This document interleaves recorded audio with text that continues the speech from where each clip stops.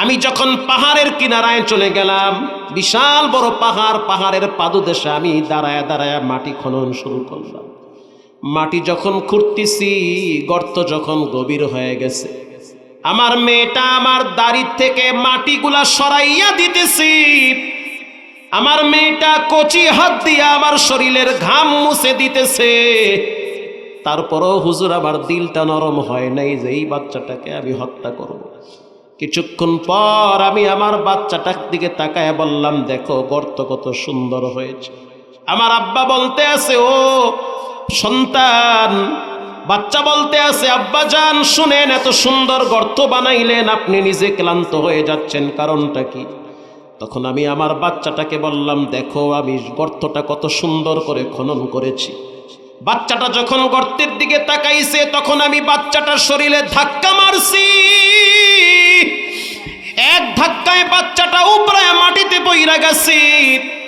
ওগো আল্লাহর হাবিব, বাচ্চাটা চিৎকার মেরে বলতে আছে, আব্বা জান আমি তোমার কন্যা, তোমার ঔরসে জন্ম হয়েছি, তোমার রক্ত আমার শরীরে লেগে আছে, আমার কি অপরাধ? আল্লাহ আমাকে কন্যা হিসেবে দুনিয়ায় পাঠাইছে।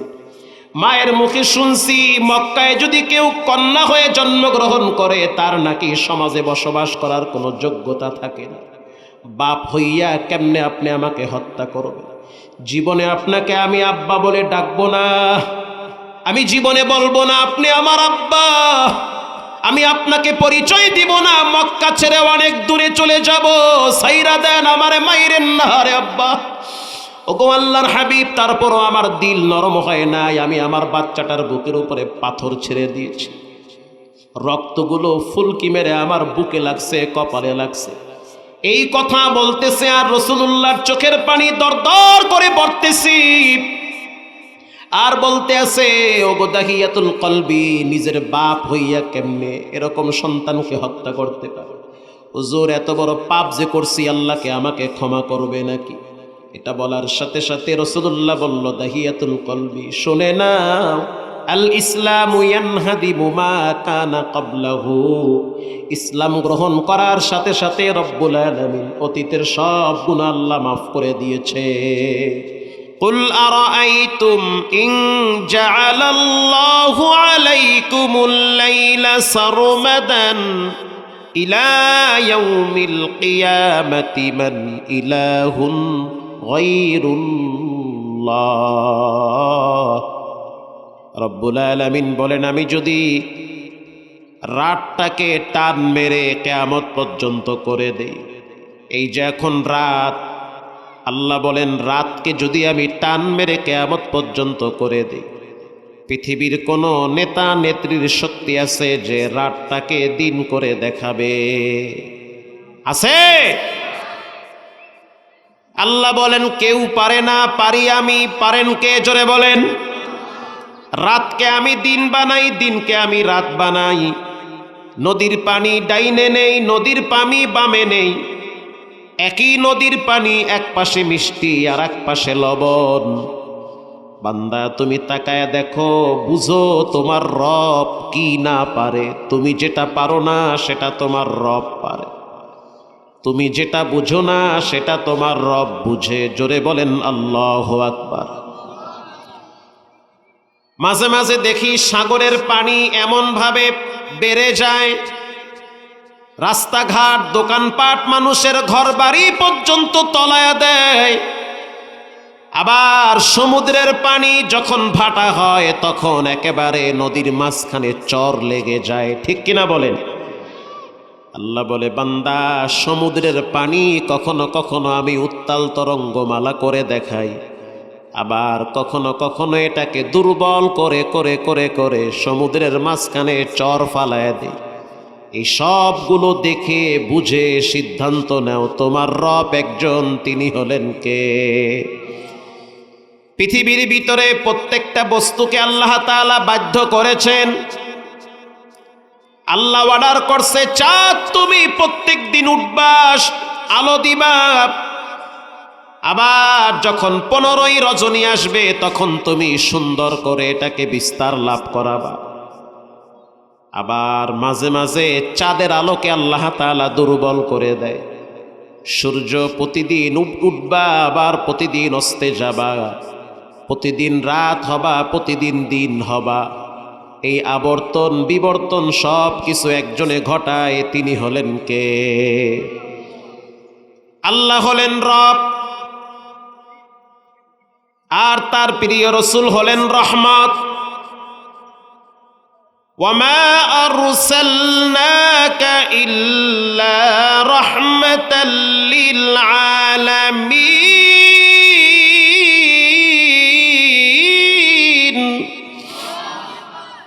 আল্লাহ হলেন রব, তার রাসূল হলেন রহমত। যারা রব চিনল না তাদের মতো হতভাগা কপাল পর আল্লাহর জমিনে কেউ নাই। রমজান মাসে দেখলাম একজন অন্ধ হাফেজ ইহরামের কাপড় পরে তাওয়াফ করে, চোখে দেখে না, কোনটা আল্লাহর ঘর বুঝতে পারে না। 2-3টা চক্কর দেওয়ার পরে অন্ধ বলতে আছে, আমারে ছাইরা দাও, আমি একা একা দিতে পারবো। যিনি ধৈরা ধৈরা তাওয়াফ করাইতেছেন তিনি বলতেছে, তুমি তো চোখে দেখো না।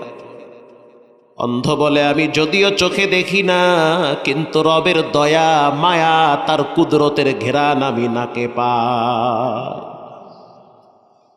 এখানে আল্লাহর ঘর আছে, যদিও আমি চর্মচক্ষু দিয়া দেখি না, কিন্তু আমি আমার নাক দিয়া ঘেরান পাইতেছি।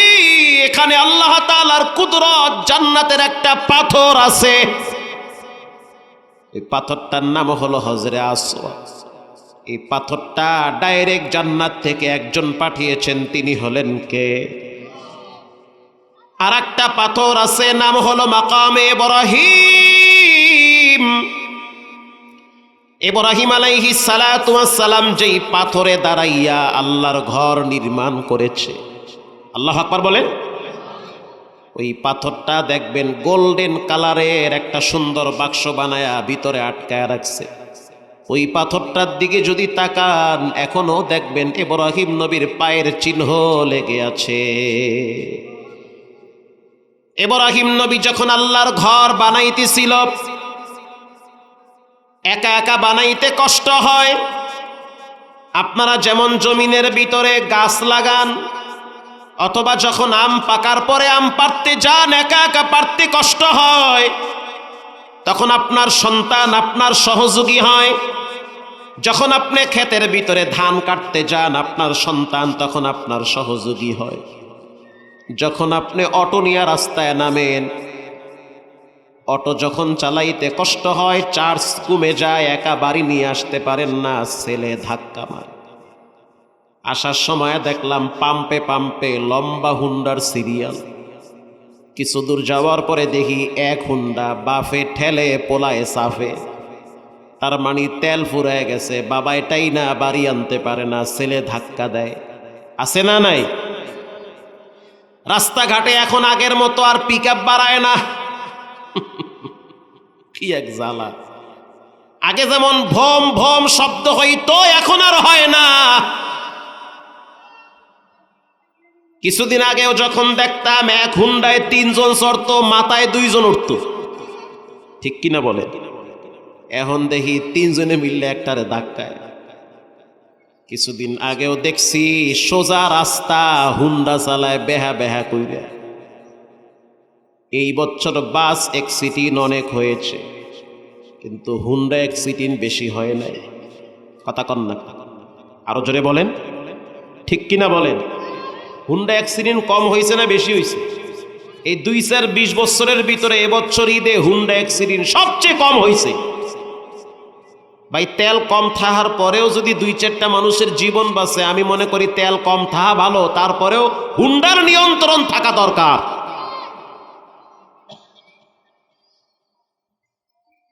এক বন্ধু ছিল, বললাম কি ব্যাপার, হুন্ডা কই আর আমনে কই? মুই ঘরে ঘুমাই, হুন্ডা মোর পাকের রুমে বাইন্ধে রাখছি। যাইবেন না? কয় না, 6 ঘন্টা সিরিয়ালে খাড়াইতে লাগে। গত পরশুদিন নোয়াখালীর থেকে ঢাকায় আসতেছিলাম, পাম্পে পাম্পে দেখলাম খাতা কম্বল গায়ে দিয়া শুয়া পড়ছে পাম্পের ভিতরে। আছে না নাই? তখন আমি আমার সফর সঙ্গীরে বললাম, তেলের জন্য মানুষ রাতকে রাত পাম্পে শুয়ে থাকে, তেলের জন্য ঘন্টার পর ঘন্টা সিরিয়ালে দাঁড়ায় থাকে।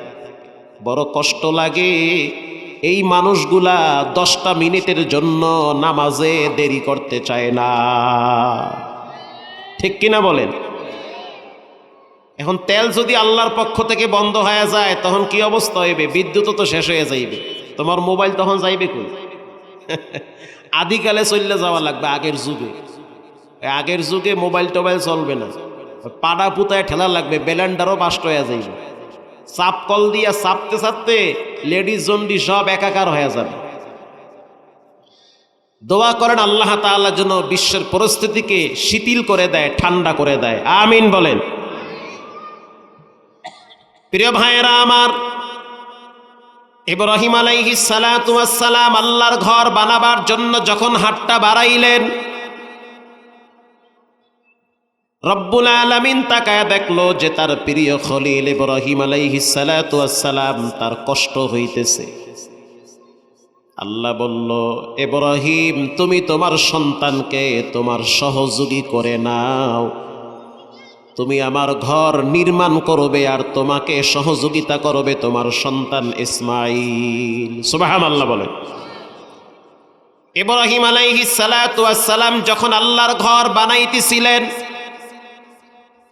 উপরে হাত দিছে কিন্তু হাত দিয়া লাগ পায় না। রব্বুল আলামিন জান্নাত থেকে একটা পাথর পাঠায়া দিছে। ওই পাথরটা ইব্রাহিম নবীর কথা শুনে, ইব্রাহিম নবী যদি বলে ডাইনে যাও, পাথর ডাইনে যায়, যদি বলে বামে যাও, পাথর বামে যায়। ইব্রাহিম নবী যখন বলে উপরে উঠো, পাথর উপরে উঠে যায়, লিফটের মতো কাজ করে। মারহাবা বলে। আল্লাহর ঘর সুন্দর করে নির্মাণ করার পর আল্লাহ অর্ডার করলো, ইব্রাহিম তুমি আমার ঘরটারে পরিষ্কার করো। যখন আপনি মসজিদে যাবেন, যদি দেখেন ময়লা লেগে আছে, মুয়াজ্জিনরে খুঁজবেন না, নিজেই পরিষ্কার করেন। কেউ যদি রবের ঘর পরিষ্কার করে, রব তার সন্তানদের কলিজা পরিষ্কার করে দিবে।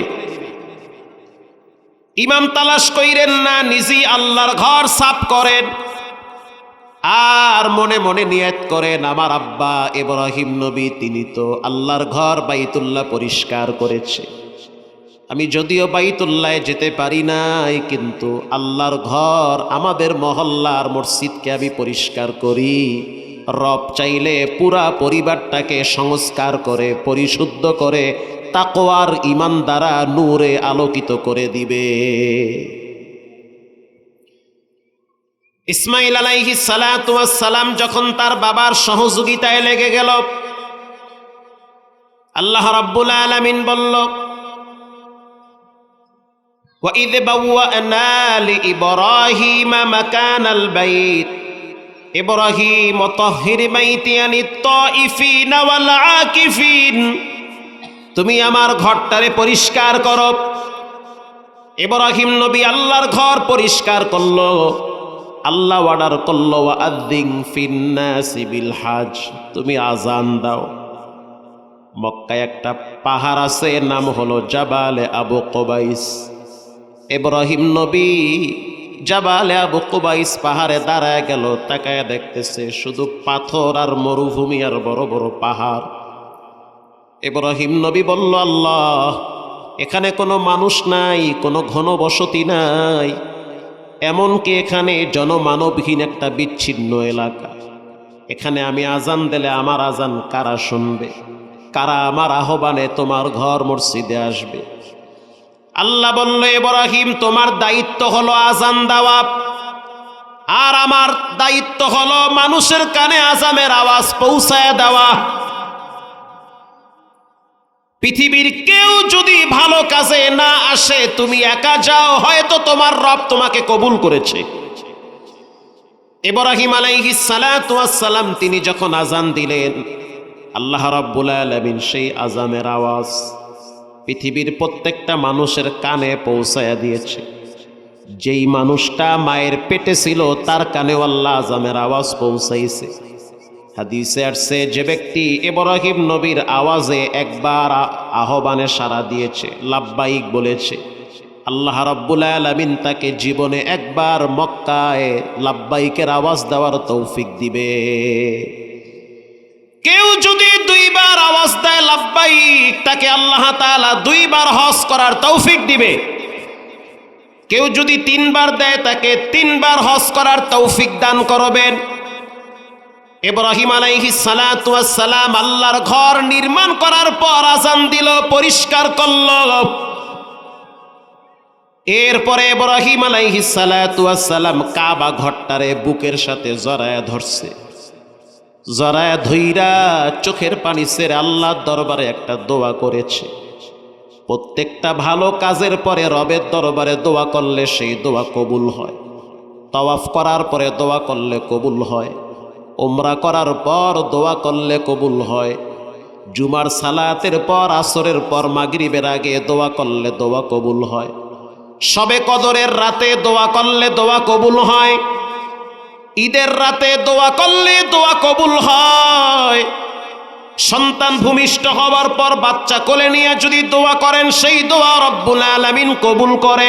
মারহাবা বলেন। বৃষ্টির সময় দোয়া করলে দোয়া কবুল হয়, আমি বলি নাই, রাসূল বলেছেন। এজন্য বৃষ্টি হওয়ার সময় আপনার উচিত 2 রাকাত সালাত আদায় করে দোয়া করা। ইব্রাহিম নবী আল্লাহর দরবারে খানায় কাবা জড়ায় ধইরা দোয়া শুরু করলেন। রব্বানা ওয়াবআথ ফীহিম রাসূলাম মিনহুম ইয়াতলু আলাইহিম আয়াতি ওয়া ইউআল্লিমুহুমুল কিতাবা ওয়াল হিকমা ওয়া ইউযাক্কিহিম ইন্নাকা আনতাল আজিজুল হাকীম। রব্বুল আলামিন, তোমার ঘরটারে আমি বানাইছি বড় কষ্ট করে।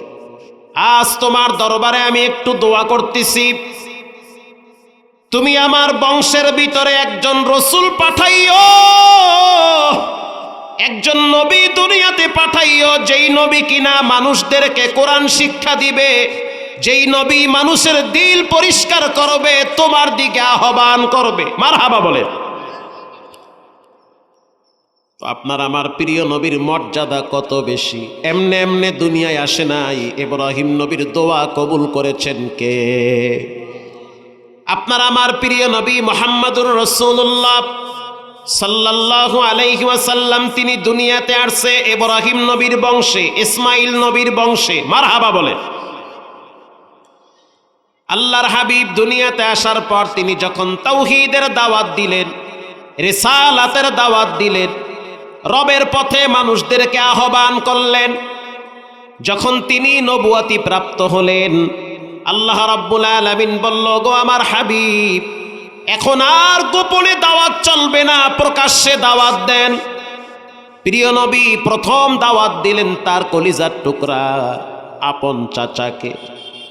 গো আমার চাচা, আল্লাহর পক্ষ থেকে আল্লাহ আমাকে নবুয়ত দান করেছে, অতএব লা ইলাহা ইল্লাল্লাহ মুহাম্মাদুর রাসূলুল্লাহ, এক আল্লাহকে মানেন আর আমাকে শেষ নবী হিসেবে গ্রহণ করে নেন। আমি আল্লাহর বান্দা এবং তার রসুল। চাচারা গ্রহণ করে নাই, বরং বিদ্বেষ পোষণ করেছে। প্রিয় ভাইয়েরা আমার, আল্লাহর হাবিব চলে গেল তায়েফের ময়দানে। 3 গোত্রের 3 জন যুবককে বলল, তোমরা কালেমা পড়ে মুসলমান হও। 3 গোত্রের 3 জন যুবক কালেমা তো পড়লই না, বরং রাসূলের উপরে হামলা চালু করলো। মক্কার ছোট ছোট বাচ্চাদেরকে লীলায় দিল, তায়েফের বাচ্চাদেরকে বলল, তোমরা পাগলকে পাথর মারো। নবীজিকে পাথর মারতে মারতে রক্তাক্ত করেছে, নবীজি বেহুশ হয়ে গেছে।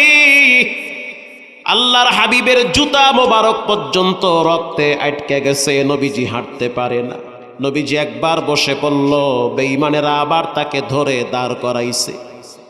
আল্লাহর হাবিব রাহমাতুল লিল আলামিন একটা বাগানে পাথরের উপরে আশ্রয় নিয়েছে। ওই বাগানের একজন কর্মচারীর নাম হলো আদ্দাস।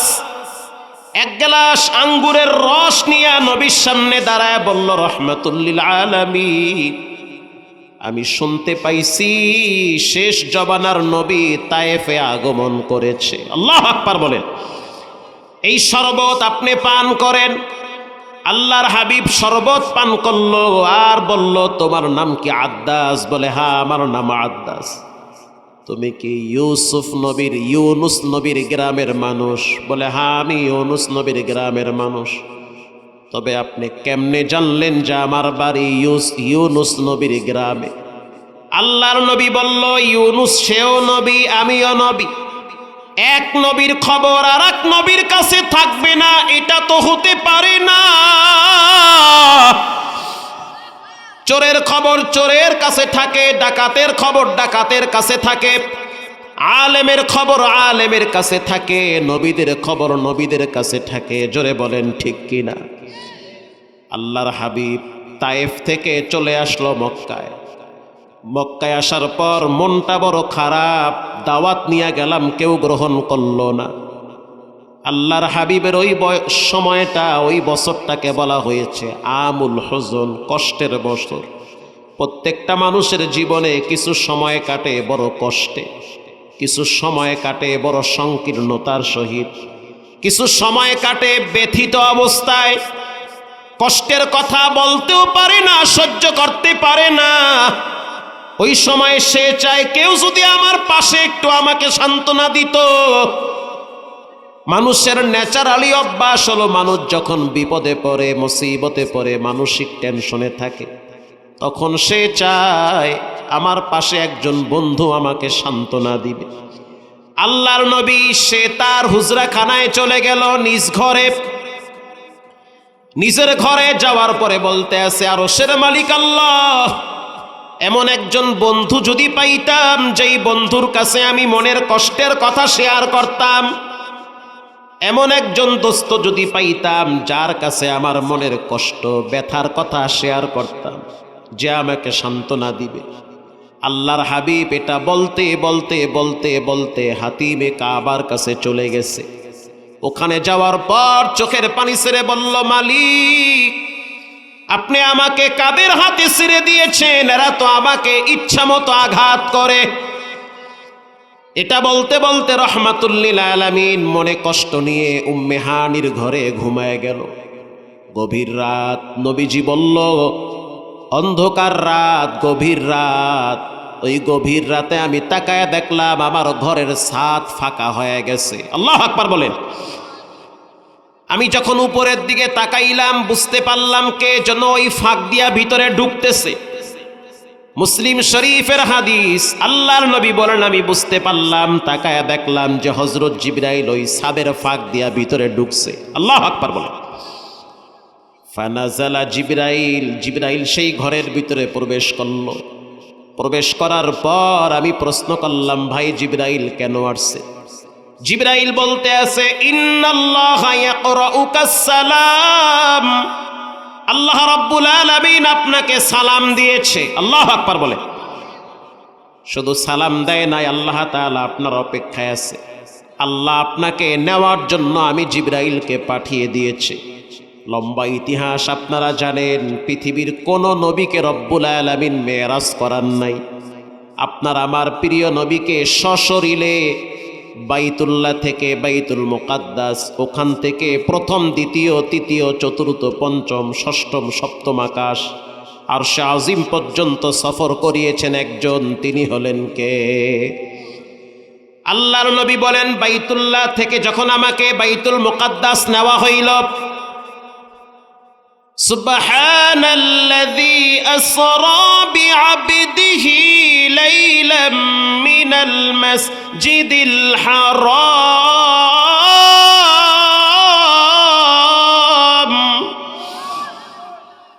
মসজিদুল হারাম থেকে মসজিদুল আকসা পর্যন্ত লম্বা পথ। কয়েক সেকেন্ডের ভিতরে আমাকে বাইতুল মুকাদ্দাস ফিলিস্তিনে নেওয়া হইল। ওখানে যাওয়ার পর আমার যেই বাহনটা ছিল, বোরাক নামের বাহনটা, সেটাকে বেঁধে দিয়ে হযরত জিবরাইল আমাকে নিয়ে বাইতুল মুকাদ্দাস প্রবেশ করল। আমি ভিতরে ঢুকে দেখলাম ১.৫ লক্ষ নবীরা অপেক্ষায় আছে। আল্লাহু আকবার বলেন। সবাই নামাজের অপেক্ষায় রয়েছে, নামাজের মুসাল্লাটা খালি। আল্লাহর হাবিব বলল, হযরত জিবরাইল আমার হাত ধইরা টাইনা সামনে দাঁড় করায় বলল, আজ থেকে আপনি ইমামুল মুরসালিন, সব নবীদেরকে ইমামতি করাবেন। আল্লাহর হাবিব ইমামতি করলেন, সালাত কমপ্লিট হয়ে গেল। হযরত জিবরাইল তার সামনে দুইটা পাত্র আনছে, একটা হলো মধুর পাত্র, একটা হলো দুধের পাত্র, আর একটা হলো মদের পাত্র। বুখারী শরীফে আসছে, নবীজিকে বলা হইল যে আপনি দুধ নিবেন না মদ নিবেন। আল্লাহর নবী তখন দুধ গ্রহণ করেছে। হযরত জিবরাইল বলল যে আপনি সঠিকটাই গ্রহণ করেছেন, আপনি যদি মদ গ্রহণ করতেন আপনার উম্মতেরা ধ্বংস হয়ে যেত। ইন দি মিন টাইমে হযরত জিবরাইল বলল চলেন আপনাকে প্রথম আসমানে নেওয়া হবে। মারহাবা বলেন। প্রথম আসমানে যাওয়ার জন্য যখন রহমাতুল লিল আলামিনকে নেওয়া হবে, এটাকে বলা হয় মেরাজ। প্রথম আসমানে নেওয়ার সময় আল্লাহর হাবিব বলল জিবরাইল আমি আমার নাকে ঘ্রাণ পাইতেছি। এটাও হাদিসে আসছে, আমি আমার নাকে এমন একটা ঘ্রাণ পাচ্ছি যেই ঘ্রাণ কোনোদিন আগে পাই নাই। কান সজাগ করে শুনেন প্রিয় মা বোনেরা, যুবক ভাইয়েরা, মুরব্বী বাবারা, দিল থেকে শুনেন। আল্লাহর হাবিব বলেন আমি এমন একটা ঘ্রাণ পাইলাম যেই ঘ্রাণটা অতীতে কোনোদিন আমি পাই নাই। হযরত জিবরাইল বলতে আছে ইয়া রাসূলুল্লাহ, এর পিছনে লম্বা একটা ইতিহাস আছে। এই আলোচনা রব্বুল আলামিন কোরআনেও করেছেন। হযরত জিবরাইল বলল লম্বা একটা ইতিহাস রয়েছে, যেই ইতিহাস আপনাকে শোনাইতে সময় লাগবে। আল্লাহর রাসূল বলল আমি শুনতে চাই, সময় লাগুক অসুবিধা নাই। হযরত জিবরাইল বলল বাইতুল মুকাদ্দাসের পাশে 3টা কবর আছে। আল্লাহু আকবার বলেন। এখনো সেই কবর 3টা আছে। এই কবর থেকে রব্বুল আলামিন ঘ্রাণ ছড়ায় দিয়েছে। হযরত জিবরাইল বলল 3টা কবর হলো, একটা হলো মায়ের কবর, 2টা হলো সন্তানের কবর। এই মা হলো ফেরাউনের বাদী। ফেরাউনের একটা পালক মেয়ে ছিল, নাম হলো মা শ্বেতা। এই মা শ্বেতার মাথার চুলগুলো অনেক বড় ছিল। চুলগুলো আঁচড়ানোর জন্য একজন বাদী লাগবে, সেই বাদীর নাম হলো এই মা শ্বেতা। এই মা শ্বেতার চরিত্র হলো, কাজ হলো সে ফেরাউনের পালক কন্যার মাথার চুল আশ্রয় দিবে। দুপুরের টাইমে যখন মাথার চুল আশ্রয় দিতেছে, হাত থেকে চিরুনি পড়ে গেছে। চিরুনি পড়ার সাথে সাথে ফেরাউনের বাদীর মুখ থেকে বের হয়ে গেছে আল্লাহু আকবার। জোরে বলেন আল্লাহু আকবার। হাত থেকে যখন চিরুনি পড়ে গেল, মুখ থেকে বের হয়ে গেছে আল্লাহু আকবার। তার মানে সবচেয়ে বড় কে? ফেরাউনের মেয়ে বলতে আছে ও আমার আব্বার বাদী, আমি তো জানি আমার বাপ ফেরাউন সবচেয়ে বড় রব, আর এখন শুনতেছি তুমি যেন কাকে বড় রব বলে আওয়াজ দিতেছ। ফেরাউনের বাদী মা শ্বেতা বলতে আছে শুনে নাও, তোমার আব্বা তো হলো সৃষ্টি, সৃষ্টি কোনোদিন স্রষ্টা হতে পারে না। অতএব তোমার আব্বার রব যিনি, আমার রব তিনি। শুধু আমার তোমার রব নয়, মুসা নবীর রব যিনি, আমি সেই রবের উপরে ঈমান আনছি। এই রবের কোনো লয় নাই, কোনো ক্ষয় নাই। পৃথিবীর প্রত্যেকটা মানুষের শুরু আছে, শেষ আছে। হুয়াল আউয়ালু ওয়াল আখিরু ওয়াল যাহিরু ওয়াল বাতিন ওয়া হুয়া বিকুল্লি শাইইন আলীম।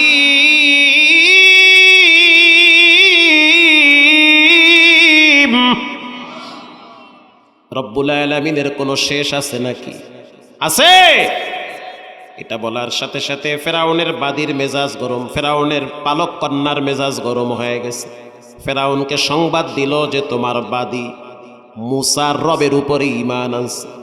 ফেরাউন বলতে আছে বাদী তোমার সন্তান সহ আগুনে ফালানো হবে।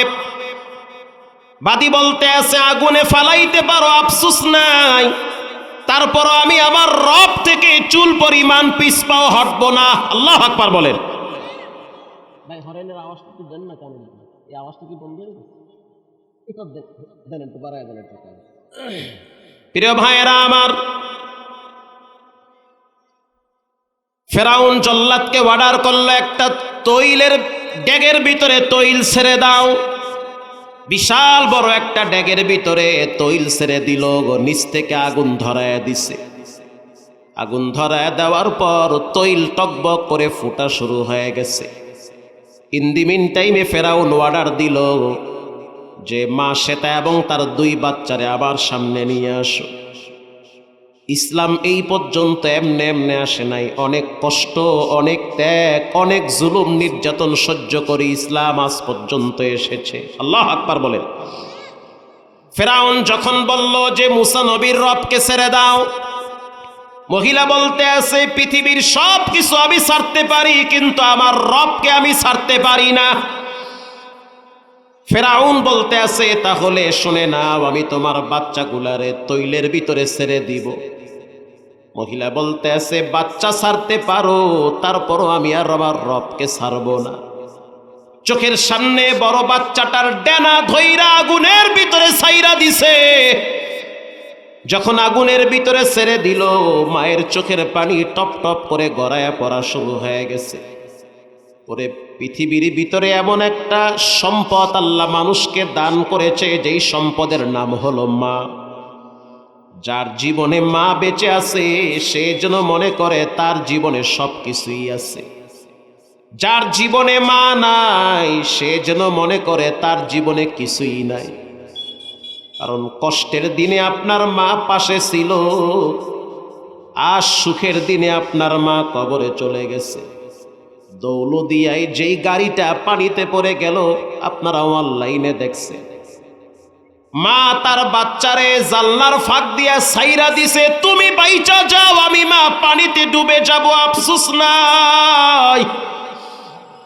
মা পানিতে জীবন দিয়া দিল, বাচ্চাটারে নিজের হাতে বাঁচায়া দিল। হায়াতের মালিক তো আল্লাহ, মানুষ তো চেষ্টা করে। মা নিজে মরতে চায় কিন্তু বাচ্চারে মারতে চায় না। রানা প্লাজা যখন ভেঙ্গে পড়েছিল পত্রিকা, মা আর সন্তান রানা প্লাজায় কাজ করত। আশ্চর্য বিষয় হলো একই ফ্লোরে সন্তান আর মা কাজ করত। মা একটু বয়স্ক। যখন বিল্ডিং কাঁপা শুরু হয়ে গেছে, মা সন্তানকে বলল তুমি তাড়াতাড়ি বাহিরে চলে যাও, অবস্থা বেশি ভালো না। সন্তান বলল আমি যদি বাহিরে যাই তাহলে জিএম স্যার আমাকে ধমক দিবে, বেতন কেটে দিবে। কারণ মায়ের কলিজার ভিতরে আল্লাহ টান লাগায়া দিছে, হয়তো তুমি বাঁচবা না, না হয় তোমার সন্তান বাঁচবে না।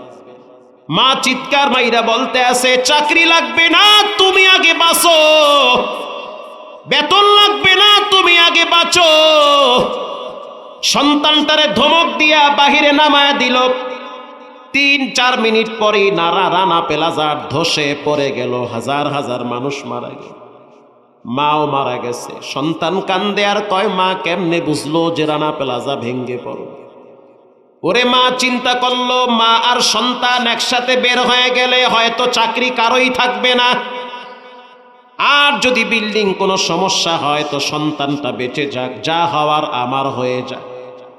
নেপালে যে ঝড় তুফান হইল, হাজার হাজার মানুষ মারা গেল। বিল্ডিং এর চিপার ভিতরে মা তার বাচ্চারে দুধ পান করাইতেছি, অথচ বিল্ডিংটা ভেঙ্গে মায়ের মাথার উপরে পড়লো, মা মারা গেল, বাচ্চাটা জীবিত রইল। পত্রিকায় দেখছি 21 দিন পর বাচ্চাটাকে জীবিত উদ্ধার করছি। যখন ডাক্তার মিশিং লাগাইলো বলতে আছে বাচ্চার কিচ্ছু হয় নাই, তবে মায়ের স্তন থেকে বাচ্চা 21 দিন দুধ টেনে টেনে জীবন বাঁচিয়েছে। এটাকে বলা মা, এটাকে বলা হয় মা। এই সম্পদের নাম হলো মা। এজন্য রাসূল বলেছেন যারা মা বাবার সাথে বেয়াদবি করে তাদের জন্য দুনিয়া আখিরাত ধ্বংস হয়ে যাবে। প্রিয় ভাইরা আমার, মা যখন তাকায় দেখছে তার সন্তানকে আগুনে ফালানো হয়, পৃথিবীর কোনো মা সহ্য করতে পারে না, বারবার অনুরোধ করলো ফেরাউন তুমি আমারে শাস্তি দাও, বাচ্চারে কিছু বইল। বাচ্চা বলতে আছে মা ফেরাউন যেটা বলে সেটাকে একটু মানা যায় না। বাচ্চা মানুষ তো, সে তো আর বুঝে না ঈমান কাকে বলে। বাচ্চা মনে করতে আছে আগুনে পড়তে কি যে কষ্ট। মা বলতে আছে ও সন্তান মনে কষ্ট নিও না, রব চাইলে তোমাকে আগুনেও নিরাপদে রাখতে পারে। চোখের সামনে বাচ্চাটারে আগুনে ফালায়া দিল। মুহূর্তের ভিতরে বাচ্চার হাড্ডিগুলো ভেসে উঠল। এবার ফেরাউন বলতে আছে, তুমি যদি আমাকে রব হিসেবে না মানো তাহলে দুধের বাচ্চাটাকেও ফালানো হবে। মহিলা বলতে আছে, ফেরাউন আমি একজন মা, আমার এই সন্তানটা আমি পেটে রাখছি, ছোট থেকে দুধ পান করানো পর্যন্ত আমি বড় কষ্ট করে ধৈর্যের সহিত বড় বানাইছি, যত কষ্ট জুলুম নির্যাতন আমার উপরে চালাও কিন্তু বাচ্চার গায়ে হাত দিও না। ফেরাউন তো বেঈমান, তার ভিতরে মায়া মমতা ভালোবাসা ছিল না। ফেরাউন এবার দুধের বাচ্চারা ডেনা ধইরা যখন আগুনের ভিতরে ছাইরা দিবে, আল্লাহ রাব্বুল আলামিন ওই বাচ্চার জবান খুলে দিয়েছে। আল্লাহু আকবার বলেন।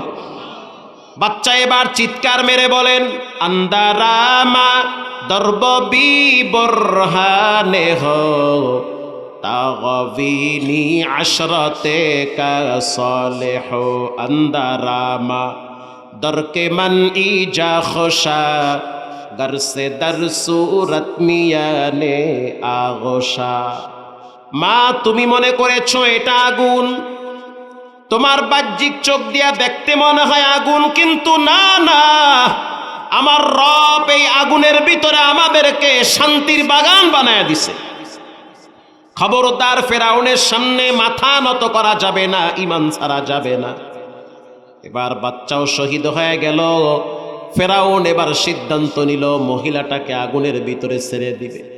এলাকার মা বোনেরা যারা ইচ্ছা করে নামাজ ছেড়ে দেন, জোহরের নামাজ কাজের দোহাই দিয়ে আসরের টাইমে পড়েন, আসরের নামাজ মাগরিবে পড়েন, মনে রাখবেন কবরে যাওয়ার পর স্বামী আর সংসারের দোহাই দিয়ে আল্লাহর আযাব থেকে মাপ পাওয়া যাবে না। সংসার আর স্বামী আর সন্তানের দোহাই দিয়া শাস্তি থেকে বাঁচা যাবে না। সব কিছুর মূলে আল্লাহর হুকুমগুলো যথাযথ আগে আদায় করতে হবে। মহিলা বলতে আছে, মা শ্বেতা বলতে আছে, ফেরাউন তুমি আমারে আগুনে ফালাবা, কোনো আফসোস নেই, তবে আমার একটা ছোট্ট আবদার, আমি এবং আমার দুই বাচ্চার হাড্ডিগুলা আল্লাহর ঘর কিবলা বাইতুল মুকাদ্দাসের পাশে দাফন করে দিও। হাদিসের কিতাবে আসছে, তাফসীরের কিতাবে আসছে, ফেরাউনের বাদীর বাচ্চা দুইটা এবং বাদীকে তাদের হাড্ডিগুলাকে একত্রিত কইরা বাইতুল মুকাদ্দাসের পাশে দাফন করেছে। হযরত জিবরাইল বলল, ইয়া রাসূলুল্লাহ, ওই কবর থেকে রব্বুল আলামিন ঘেরান ছড়ায়া দিছে, কিয়ামত পর্যন্ত এখান থেকে ঘেরান চলতে থাকবে। পৃথিবীর 3টা জায়গায় দাজ্জাল যেতে পারবে না, এর ভিতরে মক্কায় দাজ্জাল ঢুকতে পারবে না, মদিনায় দাজ্জাল ঢুকতে পারবে না, বাইতুল মুকাদ্দাসে দাজ্জাল ঢুকতে পারবে না। এজন্য বাইতুল মুকাদ্দাসকে জীবন দিয়ে হলো ফিলিস্তিনিরা ছাড়তে চায় না। ফিলিস্তিনের কথা হলো স্পষ্ট বক্তব্য, জীবন যাবে, রক্ত যাবে, কল্লা যাবে, তারপরও আমরা বাইতুল মুকাদ্দাসকে ছাড়ব না, ঠিক কিনা বলেন? বাইতুল মুকাদ্দাস হলো মুমিনদের কলিজা, মুসলমানদের প্রথম কিবলা। প্রিয় ভাইরা আমার, আল্লাহর হাবিবকে প্রথম আসমানে নেওয়া হইল। প্রথম আসমানে নেওয়ার পর হযরত জিবরাইল গিয়া দরওয়াজায় নক করল। ভিতর থেকে আওয়াজ, কে তুমি? বলে আনা জিবরাইল। সাথে কে? বলে হুয়া ওয়া মান মাআকা মুহাম্মাদুর রাসূলুল্লাহ সাল্লাল্লাহু আলাইহি ওয়াসাল্লাম কদ বুইসা ইলাইক, আনার জন্য পাঠানো হয়েছে। বলে হ্যাঁ, বুইসা ইলাইক, আনার জন্য পাঠানো হয়েছে। এবার আল্লাহর হাবিবকে বলা হইল, হুজুর উপরে চলেন। আল্লাহর নবী বলল, ফাফুতিহা লানা, তাকায় দেখলাম প্রথম আসমানের দরওয়াজা খুলে দেওয়া হয়েছে। প্রথম আসমানের দরওয়াজা খুলে দেওয়ার পর আমি ভিতরে ঢুইকাই দেখলাম হযরত আদম আলাইহিস সালাতু ওয়াস সালাম ওখানে বসা আছে। আল্লাহু আকবার বলেন। আদম আলাইহিস সালাতু ওয়াস সালামকে আমি সালাম দিলাম, তিনি আমাকে বুকের সাথে জড়াইলো, কপালে চুমা দিল, ভালোবাসা বিনিময় হলো। এভাবে তার প্রিয় হাবিবকে প্রথম, দ্বিতীয়, তৃতীয়, চতুর্থ, পঞ্চম, ষষ্ঠম, সপ্তম আকাশ পর্যন্ত আল্লাহ তাআলা সফর করিয়েছে। আল্লাহ কোরআনে বলেন, ওয়ামা আরসালনাকা ইল্লা রাহমাতাল লিল আলামিন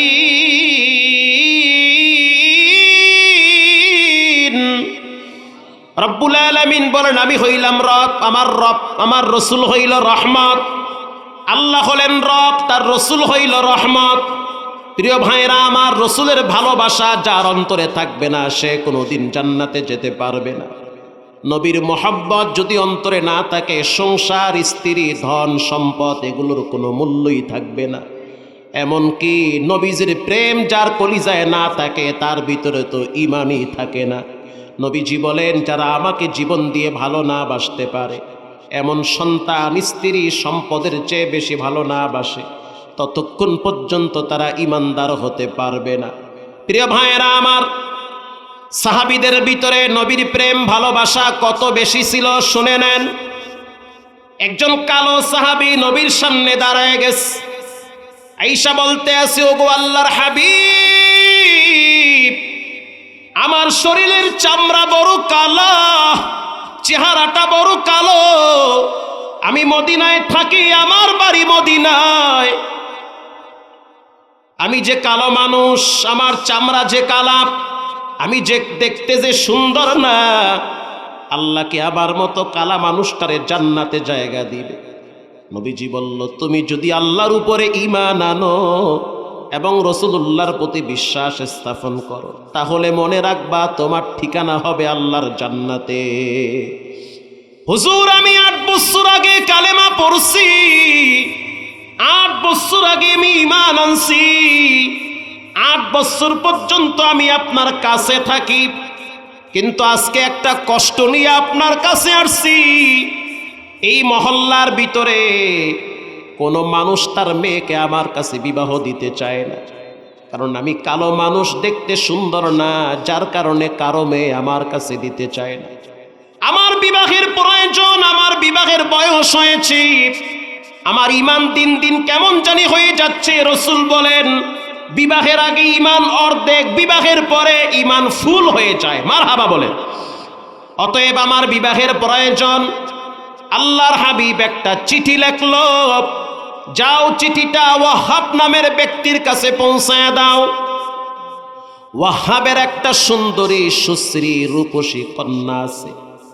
এবার কালো সাহাবী যুবক চিঠি নিয়ে চলে গেল ওয়াহাবের বাড়িতে। আব্দুল ওয়াহাবের দরওয়াজার সামনে দাঁড়াইল, সালাম দিল। কে তুমি? বলে আমি মদিনার থেকে আসছি। কেন আসছো? বলে আমাকে একজন পাঠিয়েছে। কে পাঠিয়েছে? বলে মুহাম্মদুর রাসূলুল্লাহ সাল্লাল্লাহু আলাইহি ওয়াসাল্লাম পাঠিয়েছে। তাই নাকি? সে যদি তোমারে পাঠায়, দরজা খুইলা দিছি, ভিতরে আসো, বসো, তোমাকে মেহমানদারি করানো হবে। মেহমানদারি করাইলো, ভালোবাসা, আবেগ পুরাটাই তাকে দিল। যখন চিঠিটা বের করে তার সামনে রাখলো আর প্রস্তাব পেশ করলো যে তোমার কন্যাকে তার সাথে বিবাহ দিয়ে দাও। প্রস্তাব দেওয়ার সাথে সাথে আব্দুল ওয়াহাব বলল, এটা আমার দ্বারা সম্ভব না। আমার এত সুন্দরী, রূপসী একটা মাত্র মেয়ে, এত বড় কালা অসুন্দর মানুষের সাথে বিবাহ দিতে আমি রাজি না। মন খারাপ করে সাহাবী এবার চলে যাচ্ছে। ঘর থেকে মেয়ে ডাক দিয়া বলে, আব্বা জান, কে আপনার কাছে চিঠি পাঠাইছে? বলে মদিনাওয়ালা চিঠি পাঠাইছে। ওরে, কার জন্য পাঠাইছে দেখার বিষয় না, বিশ্বনবী যেই চিঠি পাঠায় ওই চিঠিকে ফিরে দেওয়ার মতো শক্তি পৃথিবীর কারো নাই। তুমি রাজি না হইতে পারো, আমি তো আমার ঈমান দিয়া রাসূলুল্লাহকে বেশি ভালোবাসি। আমি মেয়ে রাজি হয়ে গেলাম, ওই কালো সাহাবীর সাথে আমি বিবাহ বসবো। মেয়ের বাবা দৌড়ায়া নবীর দরবারে গিয়া বলল, রাহমাতুল লিল আলামিন, আমার সুন্দরী রূপসী কন্যা আপনার প্রতি ভালোবাসা, শ্রদ্ধা রেখে কালো সাহাবীকে বিবাহ করার জন্য রাজি হয়ে গেছে। আল্লাহু আকবার বলে। এবার সাহাবী বলতেছে, হুজুর, আমি তো গরিব মানুষ, টাকা পয়সা নাই, আমার তো কোনো সম্পদ নাই। আল্লাহর হাবিব বলল, যাও তুমি ওসমানের কাছে গিয়া 200 দিরহাম নাও, ওমরের কাছ থেকে 200 দিরহাম নিও, আলীর কাছ থেকে 200 দিরহাম নাও। ওনাদের কাছ থেকে দিরহাম নিয়া মেয়ের মোহর আদায় করে দাও আর বিবাহের সামগ্রী ক্রয় করে নিয়ে যাও। চলে গেছি উসমানের কাছে গিয়া বলল, রসুল পাঠাইছে, আমার বিবাহের টাকার দরকার। আল্লাহু আকবার বলেন। উসমান হাসি খুশি মনে প্রায় 300 দিরহাম দিয়া দিল। ওমরের দরবারে গেল, ওমর খুশি হয়ে তাকে প্রায় 250 দিরহাম দিয়েছে। আলীর দরবারে গেল, সেও কিছু দিয়া বিদায় দিল। আবু বক্করের কাছে গেল, সেও তাকে কিছু দিয়ে বিদায় দিল। এই টাকাগুলা নিয়ে যখন চলে গেল মদিনার বাজারে, মদিনার বাজারে যাওয়ার পর সুন্দরী রূপসী নববিবাহিতা স্ত্রী তার জন্য নতুন সামগ্রী ক্রয় করার জন্য রেডি হচ্ছে। ইন দি মিন টাইমে আওয়াজ পাইতেছে, কে যেন বলতে আছে, আসসালাতু জিহাদ। আল্লাহু আকবার, জোরে বলেন। জিহাদের ময়দানে যেতে হবে, তাড়াতাড়ি চলে আসো। যুদ্ধের দামামা বেজে উঠছে, যুদ্ধে যাওয়া লাগবে। যুবক সাহাবী, নাম হলো সাআদ, কালো মানুষ। সে চিন্তা করলো, টাকা দিয়া বিবাহের সামগ্রী ক্রয় করব না অস্ত্র কিনব? রাখো তোমার বিবাহের সামগ্রী, লাগবে না আমার বিবাহের সামগ্রী। টাকা দিয়া অস্ত্র কিনবো, বল্লম কিনবো, তরবারি কিনবো। জিহাদের ময়দানে গিয়ে শহীদ হয়ে যাব। আল্লাহর দুশমনদের বিরুদ্ধে জিহাদ করতে হবে। জিহাদ কিয়ামত পর্যন্ত ফরজ। কেউ যদি জিহাদকে জঙ্গি বলে, তার ঈমান থাকে না, সে বেঈমান। জিহাদ কোনোদিন জঙ্গি হতে পারে না, জঙ্গি কোনোদিন জিহাদ হতে পারে না। সন্ত্রাস দুর্নীতি নির্মূল করার জন্য যেই হাতিয়ার, ওটার নাম হইল জিহাদ। জোরে বলেন ঠিক কিনা? সারা পৃথিবীর ভিতরে একদল মানুষ কিয়ামত পর্যন্ত জিহাদ চালিয়ে যাবে। যারা আল্লাহর রাস্তায় জিহাদ করবে তাদেরকে মুনাফিকরা জঙ্গি বলবে, ঠিক কিনা বলেন? দিন প্রতিষ্ঠার জন্য জিহাদ করা লাগবে। দিন প্রতিষ্ঠার জন্য, দিন কায়েমের জন্য মাথার পাগড়ি খুইলা লোহার টুপি মাথায় আবার তোলা লাগতে পারে, ঠিক কিনা বলেন? সাদ রাদিয়াল্লাহু তাআলা আনহু বলল, বিবাহের সামগ্রী লাগবে না, তরবারি দেন, বল্লম দেন, ঢাল দেন। এগুলো ক্রয় করে তিনি যুদ্ধের ময়দানে চলে গেলেন। আল্লাহর হাবিব বলল, তুমি কেন আসছো? বলে, হুজুর, আমার বিবির চাইতে আপনার প্রতি আমার বেশি মহব্বত। আমি আমার নিজের নফসকে ঠিক রাখার জন্য বিবাহ করছি, কিন্তু জিহাদের ময়দানে জিহাদ করার জন্য আসছি, আপনাকে আবার আল্লাহকে খুশি করার জন্য। জিহাদ করতেছে, করতে করতে তিনি শহীদ হয়ে গেছে। শহীদ হওয়ার পর আল্লাহর হাবিব তার মাথাটারে কোলের উপরে নিয়ে চোখের পানি ছেড়ে কাঁদতেছে। কিছুক্ষণ কান্নাকাটি করার পর নবীজি আবার হাসতেছে। আল্লাহর নবীর সাহাবী সাদ বিন আবি ওয়াক্কাস রাদিয়াল্লাহু তাআলা আনহু বলল, হুজুর, আপনি একটু আগে দেখলাম কাঁদতেছেন, আবার দেখলাম হাসতেছেন। আল্লাহর হাবিব বলল, আমি এতক্ষণ কাঁদছি, নতুন বিবাহ কইরা ঘরে রাইখা সে জিহাদে আইসা শহীদ হয়ে গেছে। আর আমি এখন হাসতেছি, আমি তাকায় দেখতেছি জান্নাতের হুরেরা পানি নিয়ে আসছে তারে গোসল করাইতে। আমি যা দেখি তোমরা তা দেখো না। এখনো যদি আপনি মদিনায় যান, মক্কা মদিনার বিশেষ একটা বৈশিষ্ট্য হলো, ওখানে গেলে প্রথমে আপনাকে ঘ্রাণে পাগল বানায় ফেলাবে। আপনি যখন মক্কায় ঢুকবেন একরকম ঘ্রাণ লাগবে, ওই ঘ্রাণ পৃথিবীর কোথাও পাবেন না। আপনি যখন বাইতুল্লাহর ভিতরে ঢুকবেন তখন আর এক রকম ঘ্রাণ পাবেন। যখন তাওয়াফ করবেন তখন আর এক রকম ঘ্রাণ আসবে। আপনি পাগলের মতো হয়ে যাবেন, এত সুন্দর ঘ্রাণ কোত্থেকে আসে। আপনি যখন বাথরুমে যাবেন সেখানেও দেখবেন আর এক রকম ঘ্রাণ আসে। জোরে বলেন আল্লাহু আকবার। আপনি যখন বাথরুমের সিঁড়ি দিয়া উপরে উঠবেন তখন দেখবেন আর এক রকম ঘ্রাণ পান। আপনি যখন বাইতুল্লাহর অলিতে গলিতে হাঁটবেন তখন দেখবেন আর এক রকম ঘ্রাণ আসে। লক্ষ লক্ষ মানুষ মক্কায় যায়, অথচ গন্ধ পাওয়া যায় না, কোনো ঘামের গন্ধ আসে না, শুধু খুশবুর ঘ্রাণ বের হয়। আপনি যখন নামাজে দাঁড়াবেন আলাদা জগতের ঘ্রাণ। আল্লাহর কসম, মিথ্যা নয়। যার টাকা পয়সা আছে জীবনে একবার হলেও আপনি মদিনায় যাবেন, মক্কায় যান, মনে হবে জীবনের শ্রেষ্ঠ কিছু সময় পার করতেছেন। যখন আপনি মদিনায় ঢুকবেন তখন একরকম ঘ্রাণ পাবেন, ওই ঘ্রাণ মক্কায় পাবেন না।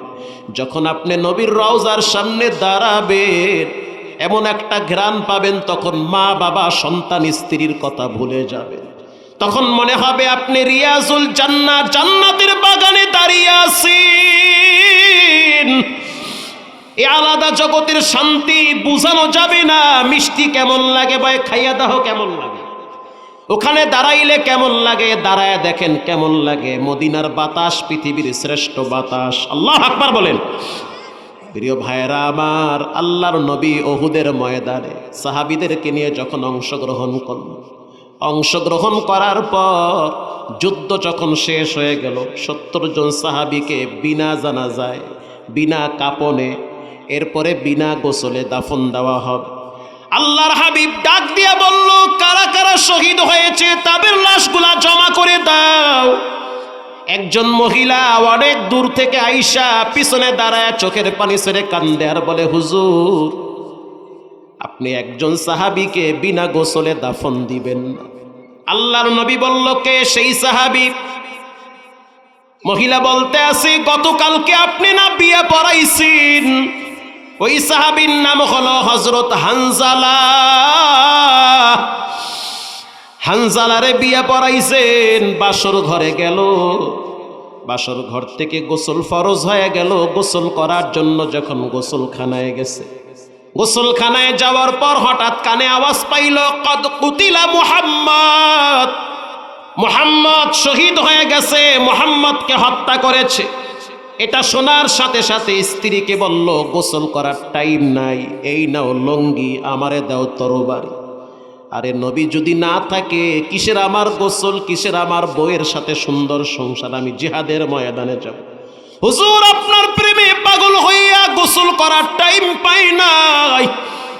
সে লঙ্গি ফালা রাইকা তরবারি নিয়া গোসল সাইরা দিয়া উহুদের ময়দানে দৌড় মারছে, সে শহীদ হয়ে গেছে। আল্লাহর হাবিব হানজালার লাশ তালাশ করলো, তাকায় দেখতেছে হানজালার লাশ কোথাও পাওয়া যায় না। দীর্ঘক্ষণ পর ওই পিছনে কোনায় দেখলো হানজালার লাশ পড়ে আছে। হযরত জিবরাইল আইসা বলতে আছে, ওগো আল্লাহর হাবিব, হানজালার কলিজার ভিতরে ঈমানের প্রেম এত বেশি, সে যে দুনিয়ায় ফরজ গোসলের টাইম পায় না, রব্বুল আলামিন তাকে জান্নাতের পানি দ্বারা গোসল করিয়েছে। এখনো যদি আপনি উহুদে দাঁড়ান, তাজা রক্তের ঘ্রাণ পাবেন। এখনো যদি আপনি জান্নাতুল বাকিতে দাঁড়ান, তাজা সাহাবীদের ঘ্রাণ পাবেন। প্রিয় ভাইরা আবার, আল্লাহর নবী হলো সারা কায়নাতের জন্য রহমত। এজন্য পায়ে হাত দিয়ে বলি, অনুরোধ করে বলি, জীবন যতদিন আছে ততদিন পর্যন্ত নবীর সুন্নাহগুলা সারা যাবে না। নবীজি বলেন, সাহাবীরা আমার কাছে 3টা জিনিস সবচেয়ে প্রিয়। আল্লাহু আকবার বলেন। 1 নম্বরে আত্তিমাত তাইয়্যিবুন, আমার কাছে সবচেয়ে প্রিয় হলো আতর। বলেন কি? 2 নম্বরে আমার কাছে সবচেয়ে প্রিয় হলো ওয়ান্নিসা, আমার বিবি সবচেয়ে প্রিয়। 3 নম্বরে জুইলাত কুররাতু আইনি বিসসালাহ, আমার কাছে সবচেয়ে প্রিয় হলো নামাজ। আবু বকর দাঁড়ায় বলল, হুব্বিবা ইলাইয়া মিনাদ দুনিয়া কুম সালাত, আমার কাছেও 3টা জিনিস প্রিয়। 1 নম্বরে আন-নাজরু ইলা ওয়াজহি রাসূলিল্লাহ, আল্লাহর নবীর চেহারার দিকে তাকায় থাকতে আমার বড় ভালো লাগে। আল্লাহু আকবার বলেন। 2 নম্বরে ইনফাকু মালি আলা রাসূলিল্লাহ, আমার কাছে সবচেয়ে প্রিয় আমার সম্পদগুলো নবীর জন্য আমি ব্যয় করে ফেলি। আল্লাহর হাবিব একটা রুমাল বিছায়া দিছে। রুমাল বিছায়া দেওয়ার পর আল্লাহর হাবিব বলল, তবুকের ময়দানে যুদ্ধ হবে, কারা কারা পারবা শরীক হতে, সহযোগিতা করো। সাহাবায়ে কেরাম সাধ্য অনুযায়ী সহযোগিতা করলো। নবীজি তাকায়া দেখলো যে আবু বকর একেবারে পিছনে বসে আছে। আল্লাহর হাবিব বলল, আবু বকর তুমি ঘরে কি রেখে আসছো? ওমরকে বলল, কি নিয়ে আসছো? আলীকে বলল, কি নিয়ে আসছো? ওমর বলল, অর্ধেক নিয়ে আসছি। আলী বলল, 3 ভাগের 2 ভাগ নিয়ে আসছি। ওসমান তুমি, বলে আপনি যা চান সবই নিয়ে নেন। মারহাবা বলেন। কারণ সম্পদ ব্যয় করলে ওসমানের সম্পদ কমে না। কিস্তিতে লোনে মানুষ ফকির হয়ে যায়। মাদ্রাসা মসজিদে দান করলে মানুষ ফকির হয় না, বরং সম্পদ বাড়ায় কে? প্রিয় ভাইরা আমার, হযরত আবু বকরকে বলা হইল, তুমি ঘরে কি রেখে আসছো? তাদেরকে বলল, তোমরা কি নিয়ে আসছো? আবু বক্করকে বলল, তুমি কে রেখে আসছো? আবু বক্কর বলল, আল্লাহর হাবিব, আমি কি রেখে আসব? আল্লাহ এবং তার নবীর ভালোবাসা ঘরে রাইখে আসছি। আল্লাহর হাবিব তাকায় দেখলো আবু বক্কর লবণের বাটি নিয়ে আসছে, পানির পেয়ালা নিয়ে আসছে, আর আবু বক্কর পিছনে চুপচাপ বসে আছে। আবু বক্কর, তুমি কেন পিছনে বসে আছো? চোখের পানি ছেড়ে দিয়ে বলল, হুজুর, আমি তো গরিব, আমার তো সামর্থ্য নাই যে বেশি সম্পদ দিয়ে সামনে বসে থাকবো। যতটুকুন পারছি আমি দিছি, এখন আমি পারতেছি না। আল্লাহ এবং তার রাসূলের ভালোবাসা ঘরে রাইখে আসছি। ইন দি মিন টাইমে হযরত জিবরাইল বলতে আছে যে, ওগো আল্লাহর হাবিব, আবু বক্করকে জানেন আল্লাহ তাআলা খবর পাঠাইছে এই অবস্থায় থাকার পর সে কি আল্লাহর উপরে রাজি আছে? আল্লাহর হাবিব বলল, আবু বক্কর, তুমি কি রবের উপরে সন্তুষ্ট আছো? আবু বক্কর বলল, ইন্নী লিরাব্বির রাস, আমি আমার রবের উপরে পরিপূর্ণ সন্তুষ্ট আছি। একজন মহিলা দুধের বাচ্চা নিয়ে আসছে। আল্লাহর হাবিব বলল, তুমি কেন আসছো? বলে, হুজুর, আমার তো টাকা নাই, আমি বড় গরিব মানুষ, ছোট্ট একটা বাচ্চা নিয়ে আসছি। এই বাচ্চাটা দুধ পান করে, কিন্তু আমার সম্পদ যদি থাকতো আমি আপনারই দিতাম। আমরা তো আপনার জন্যই বেঁচে আছি, আপনার সাদাকায় বেঁচে আছি। নারী জাতির মর্যাদা আপনার কারণে আল্লাহ বাড়াইছে। মারহাবা বলেন। আল্লাহর হাবিব বলল, এতটুকুন বাচ্চা নিয়ে আমি করবটা কি? ঘোড়া চালাইতে পারে না, তরবারি চালাইতে পারে না, যুদ্ধের ময়দানে কথাও বলতে পারবে না। মহিলা বলতে আছে, আল্লাহর রাসূল, আমি জানি এতটুকুন বাচ্চা আপনার কোনো কাজে আসবে না। আপনাকে টার্গেট করে যখন বেঈমানরা তীর মারবে, তখন আমার বাচ্চাটারে আপনি ঢাল হিসেবে সামনে পেতে ধরবেন। আল্লাহু আকবার বলেন। এই যে আওয়াজটা হিসাবে কাইটে গেল, এটা দেন ভাই, এটা দেন তো আমি ওয়াজ করতে পারি মন খুইলে। প্রিয় ভাইয়েরা আমার বাচ্চাটাকে ঢাল হিসেবে পেশ করবেন।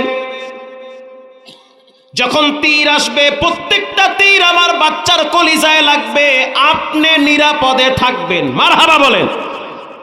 আমার আব্বাই যখন আমারে মাদ্রাসায় দিছে, আমরা 3টা ভাই মাদ্রাসায় পড়ছি, আলহামদুলিল্লাহ, ঠগি নাই। আল্লাহ পাক ইজ্জত সম্মান কোনো দিক থেকে কমায় না। বাবার কথা ছিল, ওস্তাদ, আপনার হাড্ডি আমার হাড্ডি, আপনার গোস্ত। একদিন মাদ্রাসার থেকে না বইলা বাড়িতে গেছি, বাবার মেজাজ অনেক গরম হয়ে গেছে, খুব রাগী মানুষ আমার আব্বা। দ্বীনের ব্যাপারে, শরীয়তের ব্যাপারে, ইসলামের ব্যাপারে চুল পরিমাণ কোনো ছাড় নাই। আমার মনে আছে, মায়েরে ধমক দিয়া বলছে, এই ছেলে 3টা যদি মানুষ না হয় তাহলে ঘরে তোমার জায়গা হবে না। কষ্ট করে আমি পয়সা কামাই, পরিশ্রম করি, রক্ত পানি করি, কোনো বেনামাজি সন্তান আমার ঘরে থাকতে পারবে না। এটা আমার বাবার বক্তব্য। একদিন শুধু পাখা দিয়ে একটা বাড়ি মারছে, সেই দাগ এখনো লেগে আছে। আমার আব্বা ওই দিন চোখের পানি ছেড়ে কাঁদলো আর বলল, বিচারের ময়দানে যদি আল্লাহ আমারে আটকায় দেয় যে কি নিয়ে আসছো, আমি বলবো, রব্বুল আলামিন, আমি আমার সন্তানটাকে দ্বীনের ব্যাপারে শাসন করতে গিয়া পাখা দিয়া বাড়ি মারছি, সেই দাগ এখনো আমার ছেলের হাতে পড়ে আছে। প্রিয় ভাইয়েরা আমার, নবীর মহব্বতে মা বাবা সন্তানদেরকে আল্লাহর রাস্তায় কোরবানি করে দেয়। এই জন্য নবীর প্রেম যার অন্তরে থাকে সে হলো কামিয়াবি। যার অন্তরে নবীর প্রেম নাই সে দুনিয়ায়ও মুসিবত, আখিরাতেও মুসিবত। আল্লাহ রাব্বুল আলামিন কোরআনে বলেন, ওয়ায়াগফির লাকুম যুনুবাকুম ওয়াল্লাহু গফুরুর রহিম।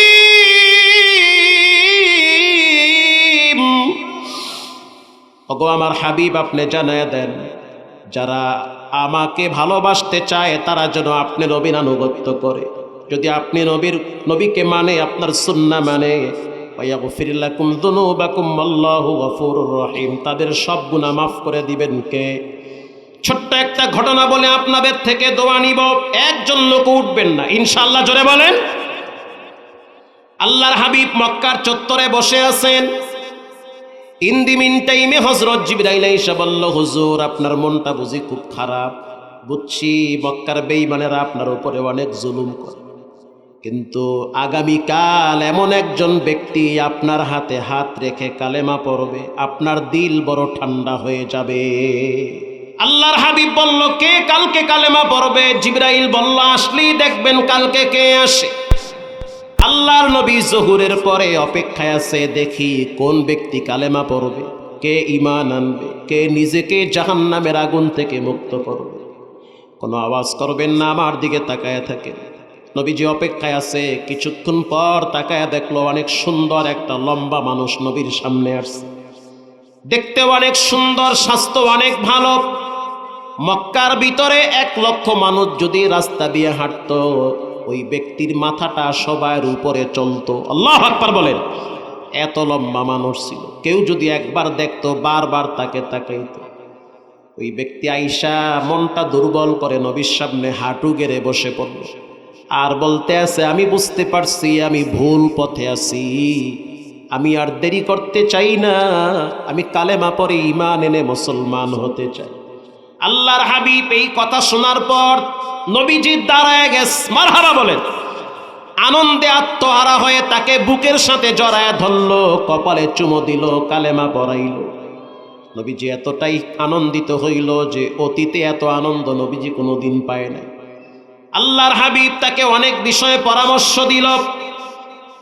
কিছুক্ষণ পর নবীজি তাকায়া দেখলো বাইতুল্লাহর চত্বরে দূরে কপালটা বাইতুল্লাহর মক্কার ওয়ালের সাথে ঠেকায়া বসে বসে টুকরে কেঁদে দিয়েছে।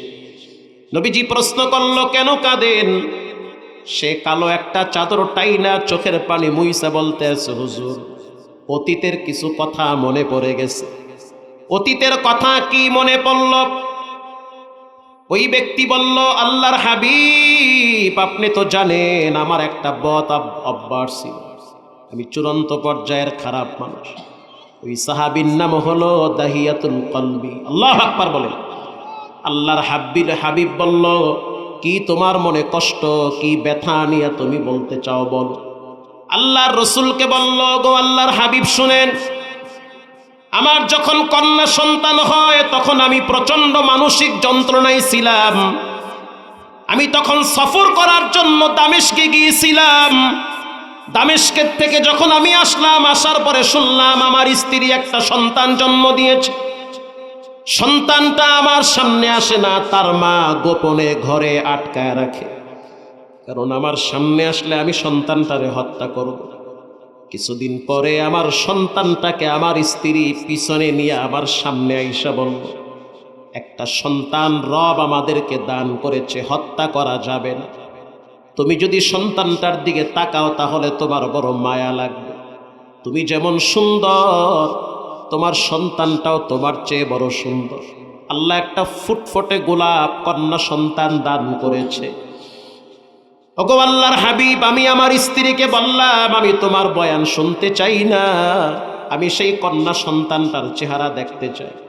হুজুর আমার সামনে যখন দাঁড় করাইলো, আমি কন্যার চেহারার দিকে তাকাইয়া বড় মায়া লেগে গেছে।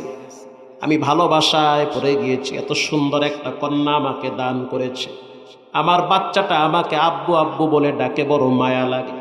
আবার কিছুক্ষণ পর আবার ভিতরে কলিজায় কে যেন চিপ মারে, তুমি তো কন্যার বাবার, মক্কায় তুমি মুখ দেখাইতে পারবা না।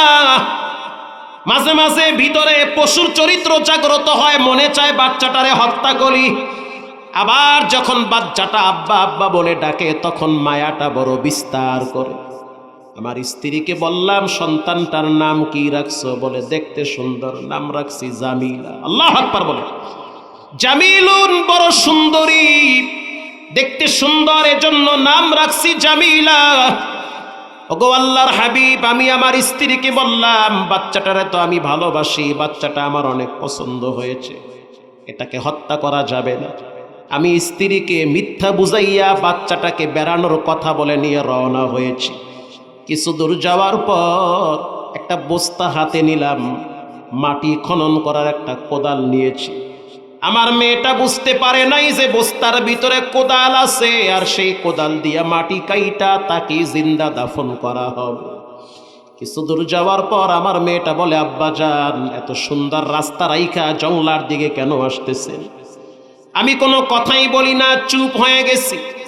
আবার কিছু দূর গেলাম, আমার মেয়েটা আবার ডাক দিয়া বলতে আছে, আব্বা জান, এত সুন্দর রাস্তা রেখে কেন আপনি পাহাড়ের দিকে আসছেন? আমি যখন পাহাড়ের কিনারায় চলে গেলাম, বিশাল বড় পাহাড়, পাহাড়ের পাদদেশে আমি দাঁড়ায় দাঁড়ায় মাটি খনন শুরু করলাম। মাটি যখন খুঁড়তেছি, গর্ত যখন গভীর হয়ে গেছে, আমার মেয়েটা আমার দাড়ি থেকে মাটিগুলা সরাইয়া দিতেছি। আমার মেয়েটা কচি হাত দিয়ে আমার শরীরের ঘাম মুছে দিতেছে। তারপরও হুজুর আমার দিলটা নরম হয় নাই যে এই বাচ্চাটাকে আমি হত্যা করব। কিছুক্ষণ পর আমি আমার বাচ্চাটার দিকে তাকায় বললাম, দেখো গর্ত কত সুন্দর হয়েছে। আমার আব্বা বলতে আছে, ও সন্তান। বাচ্চা বলতে আছে, আব্বা জান শুনেন, এত সুন্দর গর্ত বানাইলেন, আপনি নিজে ক্লান্ত হয়ে যাচ্ছেন, কারণটা কি? তখন আমি আমার বাচ্চাটাকে বললাম, দেখো আমি গর্তটা কত সুন্দর করে খনন করেছি।